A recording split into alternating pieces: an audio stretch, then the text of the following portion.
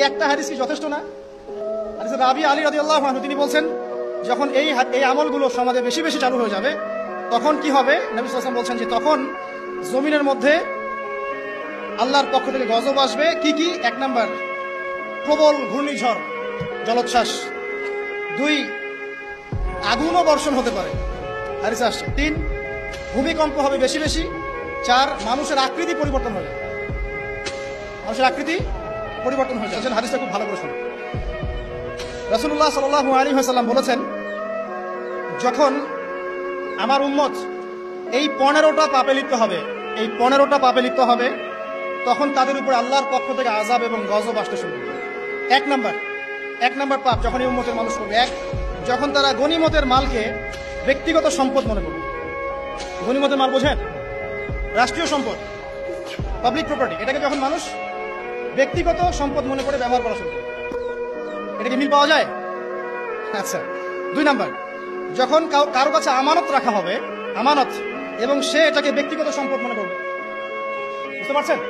আমানত রেখেছে, এটা খেয়ানত না করাটাই কর্তব্য, কিন্তু এটাকে যখন ব্যক্তিগত সম্পদের মতো মানুষ ইউজ করবে, শেষ করে ফেলবে, নষ্ট করে ফেলবে, তখন আল্লাহর আযাব আসবে।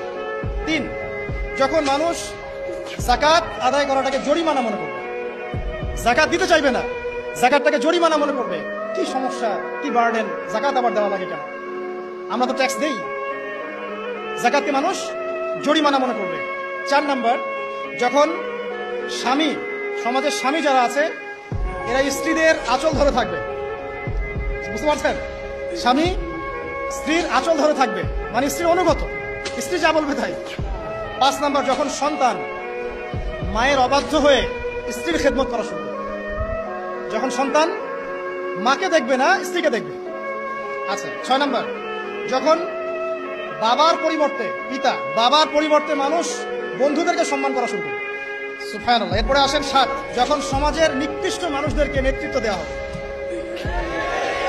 এটা হাদিসে আছে, সমাজের নিকৃষ্ট মানুষকে যখন নেতৃত্বের আসনে বসাবে মানুষ, তখন সমাজে আল্লাহর গজব। এরপরে 8, নবী সাল্লাল্লাহু আলাইহি ওয়াসাল্লাম বলেছেন, যখন কোনো ব্যক্তিকে সম্মান করা হবে তার টর্চার থেকে বাঁচার জন্য, যখন কোনো মানুষের সম্মান করা হবে তার শাস্তি থেকে বাঁচার জন্য, মানে মানুষ মন থেকে সম্মান আসছে না, ভয়ে আপনি সম্মান পাচ্ছেন, এই অবস্থা যখন আসবে তখন আল্লাহর আযাব আসবে।